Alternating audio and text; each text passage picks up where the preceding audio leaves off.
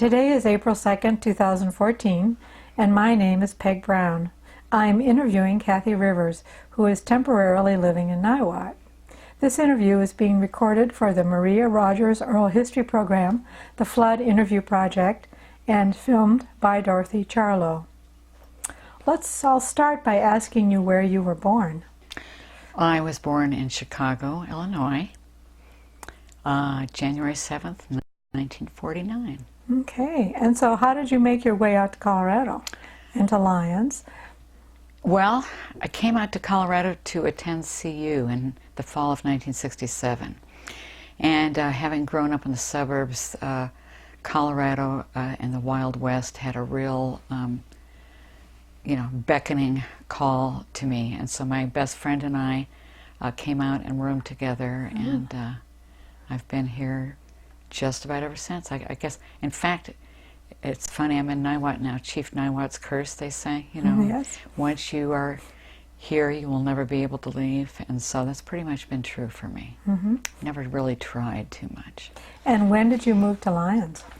I moved to Lyons in April of 1998.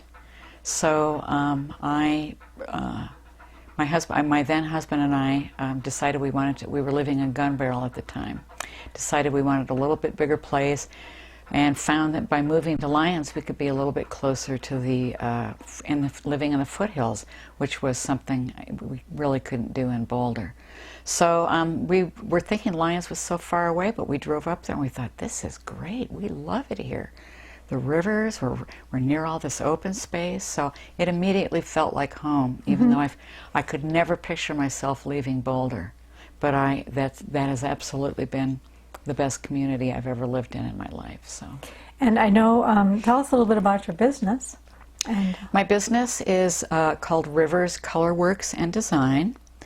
I'm an architectural color consultant and interior redesigner. So I help homes, people, residential and commercial customers, find just the right color palette for their interior or exterior of their home or business.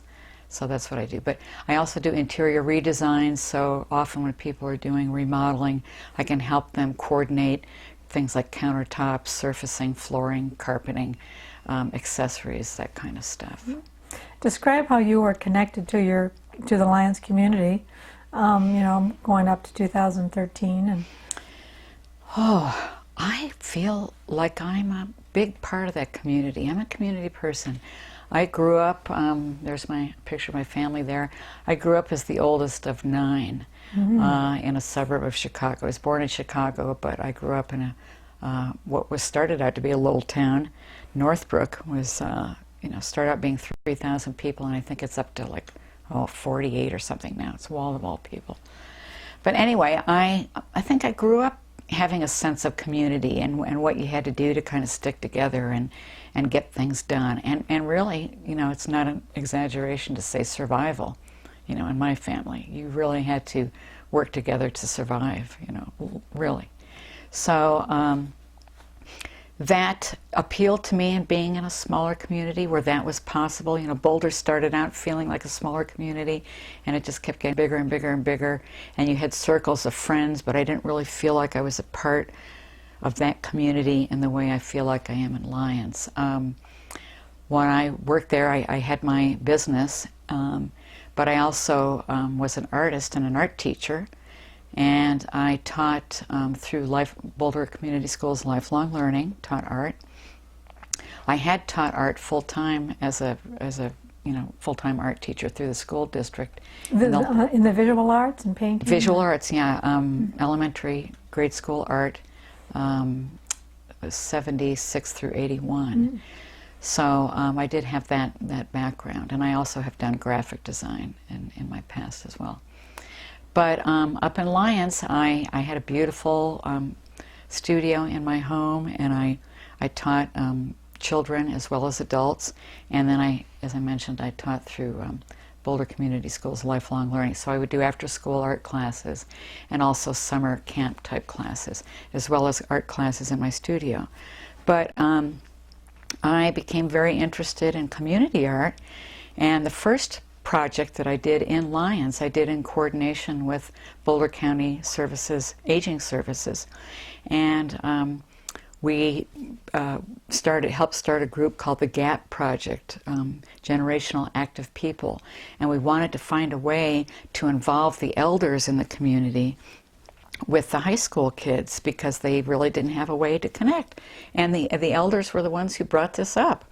So I started going to Golden Gang lunches, and we had this idea, and we wrote grants for the Lyons mural project. So you know where it is. There's a visitor center in town, right on the main Central Park. And as you're leaving town, going out Broadway one way, on the west side of the visitor center, you see these two very colorful panels. And this was done with our GAP group, and everyone in the community was invited to come and paint on it. And it really is a history of Lyons. So we did that as a community and through this GAP intergenerational group, and it was great fun. And it was a wonderful way for me to really get to know people in the community and work with people and work with young people and old people, and it was absolutely delightful, and I learned so much. What a great project. Yeah, it was. It was a great project. So that was one way I really got into the community, and I've always been a community-minded person. I've worked with a garden club to plant things, and Lyons is the type of place, we don't have a huge tax base, so that we're always scrambling. If somebody, needs an operation and they don't have insurance, all musicians and artists and everybody gets together and we have a big fundraiser. If you see something that needs to be done, you just get a group of people together and you do it. And it's just that kind of place. It's very community-minded and community-oriented. I just love it. And did you mention that you are a member of the an art committee or Lyons art group? Yes. Okay. One of the things we got started is we thought, well, gee, Boulder has Boulder Open Studios. Lyons is increasingly becoming an arts and music cultural center. How can we help highlight our artists and our art activities? So a group of us started this art walk that we called the Lyons Artique, to kind of combine the fact that there was art and antiques and stuff, because it started out with that kind of. It's changed now. It's going to become Lyons Art in the Green, and they're going to have an art show in Sandstone Park, the Central Park. I forget the date. It's sometime in June, I believe. But anyway, it has changed many different times, and I'm not so intrinsically involved in that anymore. But I was one of the founding members of that Lyons Artique Art Walk. And tell us a little bit about the Lionsclarifier project. Well, I will tell you a little bit about it. Here is one of our promotional postcards. The Lionsclarifier project, the director is Priscilla Cohan, and I'm the coordinator, co-director. And the story of this is a big round cylindrical cement tank that's right across the footbridge from the Black Bear Hole, which is right across the street from the Black Bear Inn on the main street 66 as you come into town. And it was Lyons' first water treatment facility. It was incorporated, it was built in 1954, and prior to that, Lyons had no sewage system. It was outhouses up until 1954. So it was decommissioned in 74, and the current one is a domed building right next door, but that's about to be redone because it's over capacity. But anyway, they were going to tear this down, and it was going to be costly to do that. It's a big, thick structure. So I'm part of a group called the Confluence Community Arts Group, and we went before the town and asked them if they would give us the building, the structure, for the purpose of creating a mosaic and having the community build it, have it be built by the community. So Priscilla basically designed it, with my input. We gathered broken mosaics and tiles from the entire community. The trees you see here are created, is donated sandstone scrap from Lucanen stone, and we have 4 trees on it facing the 4 directions. So it's round. It's about the circle of life, the circle of the seasons, cycle of the seasons. The lower part starts with our landscape, our mountains, and then we head up to the sky, and then at the very top of the rim it's going to be night sky. And we've got the signs of the zodiac, and many of us created artists. We had artists in town create each of those signs of the zodiac. So during our season, and this will be our 4th season working actually on the surface. It's a lot further along than this now. We probably have about, I would say maybe 75% of the surface covered. And we get grants. The Lyons Community Foundation has been principal in giving us grant money to continue this for supplies and things. And hopefully we're going to finish it. We keep saying this season, but we'll see. We work twice a week, all during the warm season, from May all the way up till October. But of course, this last September, we were cut quite short when on September 12th we had a giant flood. So this will continue in May. The flood came right up to it and carved out like a 4 to 5 foot gully right by it and flowed around on the other side. But it was just high enough.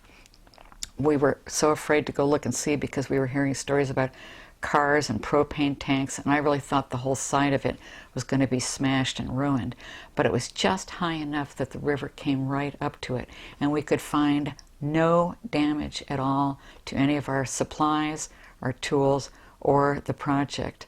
The only thing we could find is we had a teapot lid with a little knob on it that was ceramic that somebody had given us that we'd stuck on. A stick or something knocked off the little knob. It's the only thing we could find. So we're calling it the Magnificent Survivor. And what we're going to do is we have a geological survey river geologist, and he does a lot of work for us. He's also a builder and he determined where the high water mark came on the north side. It was about 2 feet up. So we're going to put a little tile in there that says high water mark, flood of September 2013. But we really feel like this is a symbol of our town. Not only was it created by, people of all ages have put stuff on here. Anybody can come up and we'll show you how to, put pieces on. But we just feel like it's like us. It was made by the community, and it survived this flood. So we feel like it's added one whole dimension to its reason for being. And it's right along the river path, so this path eventually is going to connect all the way to Longmont and maybe even Hygiene. And we just feel like it's going to be a real jewel, and already people are coming from out of town to see this because it's gotten a lot of attention. So once it gets sited and has its landscaping, it's going to be like a little pocket park with benches and people. And on the south side, we're going to have, we're picturing a sandstone kind of amphitheater where people can have little presentations or do performances. So we picture it being an interactive piece. On the top of it, you can't quite see here, it did have all the mechanisms on the inside to do the water treatment, but the town took those out and filled it with dirt and debris so that it would not be a public nuisance. And the garden club is going to plant xeric things on the top, so it's actually going to be living, it's going to have a living aspect to it. So you can see I get excited talking about that. Well, yes, and it's definitely, I'll make a little pilgrimage and go see it, which has to be a tremendous amount of meaning for the residents of Lyons. And more so even now because of our flood experience. So. Well, if you could describe in as much detail as possible all your memories of the September flood. You were in your home, you had a very connected community. So, and then this rather catastrophic event happened. Could you tell us what you remember leading up to the flood? And yes, it's Well, first of all, of course, it started with the water. And it's so interesting because in Lyons, we get, I think our normal precipitation is like 14 inches a year. So it's about 4 inches less than even Boulder, because we all, the reason we cite is because we're in the Longs Peak shadow, and Longs Peak tends to divide the summer storms. So we're drier there. So especially after the drought years of the early 2000s, to get rain is like, we're bring it. We love it. We love it. So and in our mindset, having just come through these horrific fires and things, we're thinking, oh, it's so dry. We need the rain. We need the rain. So so here comes the rain, and it's September. So our mindset is we're usually concerned about flooding in the spring if the weather gets warm quickly and the runoff happens too fast. That's when we've had trouble before. Or, I've never been in a flood in Lyons, but so here it was raining. I think Wednesday was about the third or fourth day of pretty much continuous rain, and it almost felt tropical because it wasn't like a typical rain where it would rain really hard and then go away and the sun comes out. It just kept raining and raining, and it would lighten up and get misty, and then it would pour, and then it would lighten up and get, and this just went on and on and on. And nobody was too worried about it. It's September. It's dry, usually dry. We don't worry about it too much. And the river's kind of getting a little higher, and we're going, But still, our mindset was, this is September. It's usually dry. It was just hard to wrap your brain around. So Wednesday night, the Wednesday night, still raining, I had gone to the Pizza Bar 66 restaurant to take a friend of mine out to dinner who'd given me a ride back from the airport one day. And he and I were talking, and we had our pizza, and we were talking about, this is a lot of rain. Yeah, we really needed it. The ground was dry. The usual talk that we have. And then, we both step outside, and I put my hood on, and it is pouring. I mean, it's just really coming down. And we looked at each other, and we said, we don't really like to use this word, but the word that came to our minds was, this is starting to look kind of biblical. It's just not stopping. What's going on here,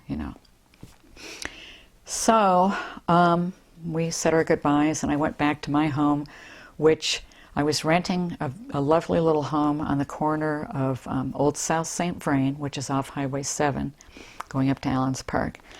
Old South St. Vrain and Red Gulch Road. I lived at 11 Red Gulch Road, and it's a little home right there on the corner, and it is really one of the lowest places around. So I'm kind of going, okay. And so I got home, and I thought, okay, I want to try to be smart about this. The street, Red Gulch comes down, and basically, if a lot of water comes down that street, it just comes down the driveway and goes right to my door. I mean, my door is literally the lowest place. So I thought, I'm going to be smart. I'm going to get a bucket. I'm going to go to my shed and get a bucket. And so if I see it starting to collect, I'm just going to go out every once in a while. This has got to stop pretty soon. I'll go out every once in a while and heave a few buckets away from the door, like that was going to help. But I was thinking it was, And also, the woman who owns my house, the house I lived in, Marie McCreary, she had said, if it really ever rains, go out and redig. There's a little trench at the base where the road meets the driveway. So then if the water comes down, I can kind of channel it away from coming to my front door. So in the pouring rain, I thought, okay, I'm an independent woman. I can go do this. So I went and got my shovel and went out, and in the pouring rain dug this little trench, and I started to see the water come down, and I thought, okay, that's good. Hope that lasts for a while. And it got later and later. It was still raining, and I'm sitting on my couch just watching the news and paying attention. And I thought, if I need to do something, I'll see it on the TV. So it's 11 o'clock, 12 o'clock, and about every half hour I'm going and I'm opening the door, checking the water by my front door, doing a couple buckets full out of the way, and making sure the trench is still dug. So I'm doing what I think is what I'm supposed to be doing, but it's going to stop and it's going to be okay, you know. So I'm back in my house and I'm sitting on the couch and I'm just starting to go, you know, what if it doesn't stop raining? What am I going to do? So in my mind, I'm just thinking, well, I'll roll up a couple rugs and I'll put my computer up on a. But I that's kind of going. That's a little bit more than I need to do now. It's don't overdo it. You know, don't get dramatic. You know. So also, I was on Facebook, and as much as I, you know, have complaints about Facebook, and many of us have said this, it really saved me that night because. The TV was not really, they were just saying, well, watch out, there's possible flooding in low-lying areas. And I thought, well, the South St. Vrain is not even a half a block from my house, so I've got to pay attention.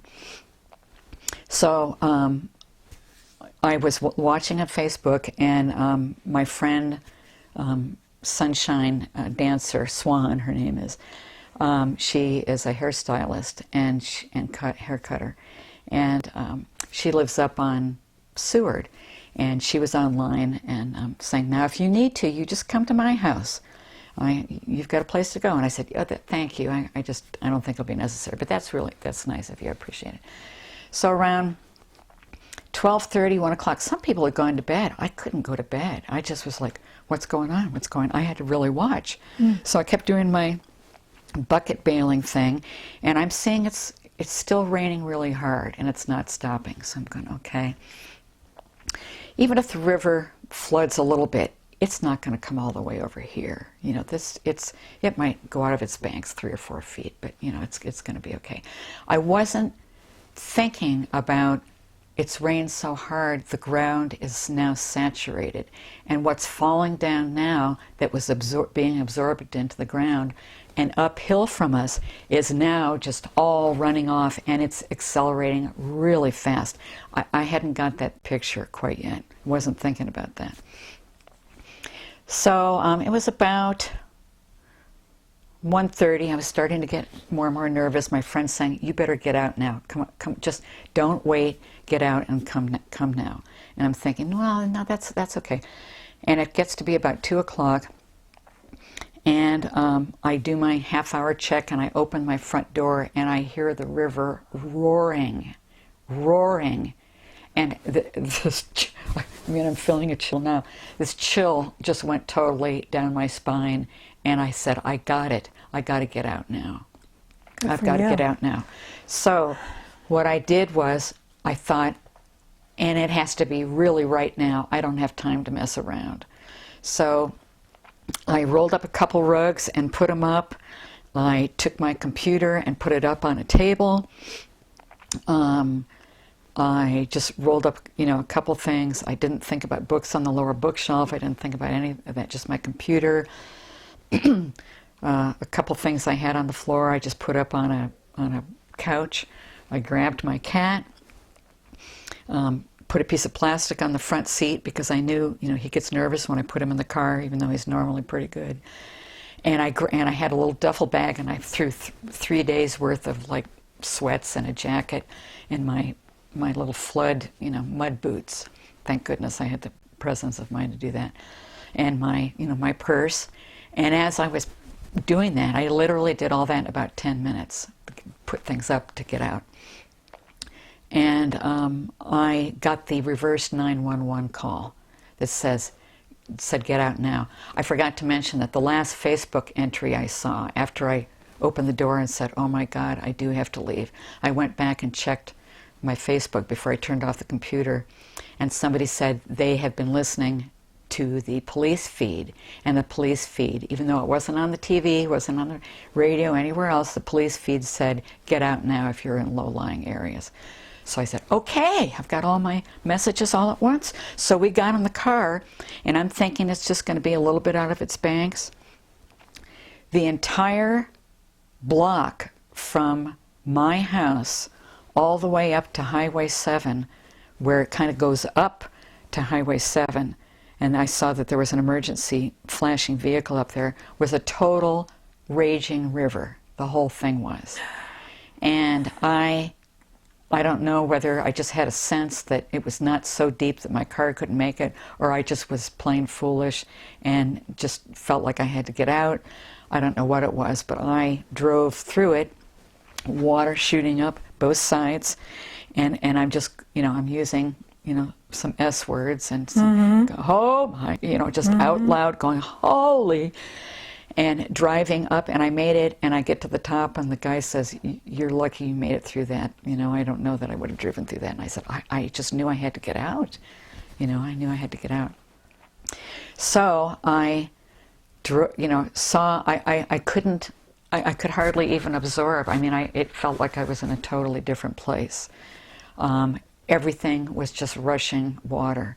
So I got up on 7, which was above the water, but it was just raging. Even though it's night, I could see it. And I drove down, Highway 7 into town, which becomes 5th Avenue, and went through town and could see that it was raging through town, and they had police people there, and they were worried that the bridge was going to give way any second. And I drove across that and went up to, her name used to be Jewel. We call her the artist formerly known as Jewel. Her name was Julie. Went to her place, pulled up to her place, and just as I pulled up to her place, on the corner of 5th and Seward, our friends John and Sally King, who live on Apple Valley, drove up in the car with their dog and a few things that they grabbed. And they had just come from their house on Apple Valley, where they have a situation where the Apple Valley Road is here, their driveway comes in. He had a studio there, because he's a sculptor. There was a bridge over the river, and then it was their house on the other side. And they had just, they knew the water was rising, and they had, made sure that their cars, and they were on the other side of the bridge, and they had just gotten their dog and gotten on the other side of the bridge, and they watched a tree come and take out their bridge to their house. Take out the bridge to their house. So they had just driven up after that. We drove up together right after they'd had that experience. And Sunshine comes running out saying, you've got to go back to Apple Valley, because Barb Welke, who lives at Apple Valley Farmstead, who's lived there for 40 years, she and her sister are stuck and they can't get out. You've got to go get them. So we jumped in Jules' SUV, and actually John said, I'm going to go, and I just looked at him and I said, I'm going with you. I just knew I had to go. She's my friend. I have to go get her. So he and I jump in the car, and we're driving down 36, which is running water. We're driving down Apple Valley. Aside from the rock here and a few trees here, it's total running water. And we're driving down, and we get